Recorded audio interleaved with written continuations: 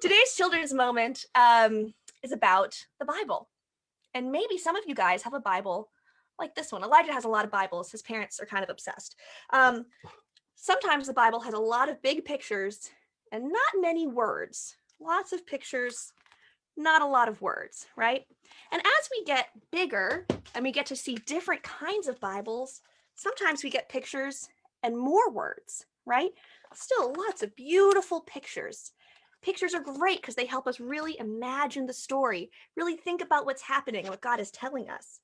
And then as we get bigger and bigger, we get even more words, sometimes beautiful pictures, but sometimes more words and less pictures. Uh-oh.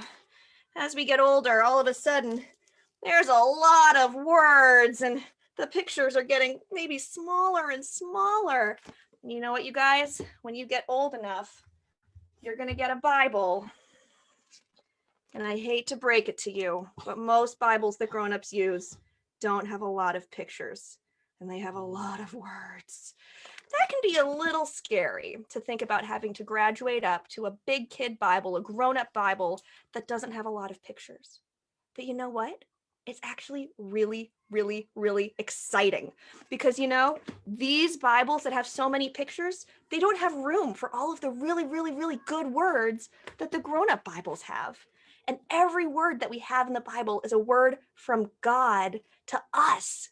We want as many words as we can get. And look at all of the words in a grown-up Bible.